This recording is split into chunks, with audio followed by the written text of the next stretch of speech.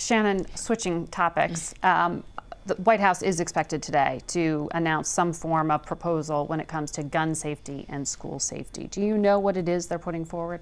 There's two things that appear that they have been consistent on: school safety, certainly additional resources for school safety, arming teachers. As controversial as it is, they have heard all the talking points for and against it. That is still an issue they are sticking with. And what we can expect not to be in there is any sort of assault weapons ban, any sort of ban on AR-15s, anything that the pro-gun regulation camp would like to see. So probably a little bit more than what the NRA would like, but certainly not as far as Democrats would like. And as we started the beginning of this conversation, it did seem like at one point the president was moving more towards the left on these issues.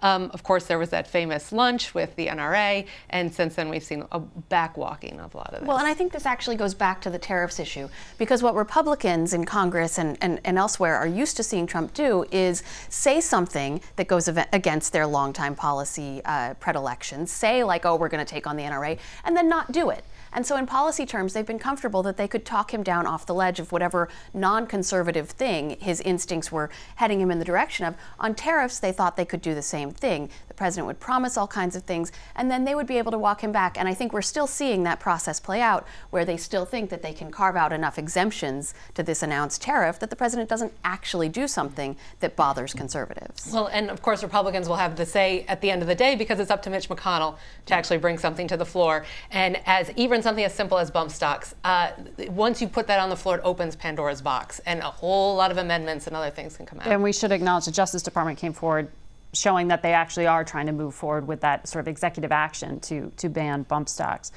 Susan, this announcement on North Korea seemed to overshadow everything else that happened during what was already a kind of rocky week with tariffs, with Stormy Daniels, with all the rest. Is the president putting himself out on a limb by doing this, or is it a strategic way of changing the topic?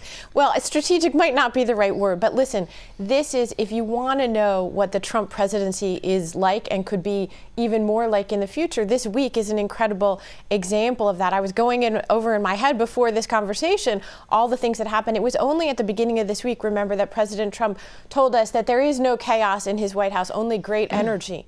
And we thought that the prospect of a trade war was going to be the dominant story. It hasn't gone away just because we're not talking about it as much. We thought that the Stormy Daniels story would be a dominant narrative. There's the Mueller investigation. There's the real question of what this internal disruption in the White House and the lack of senior staff is really going to mean going forward. In my view, this is, Trump seems very happy with where he's at, right? He seems like this is the White House that he wants. He doesn't want to be managed. He doesn't want to be constrained. He wants it to be all about him at all times. If he changes the subject, he wants us to run along right behind him. And we are right now. And we are. And we will be right back.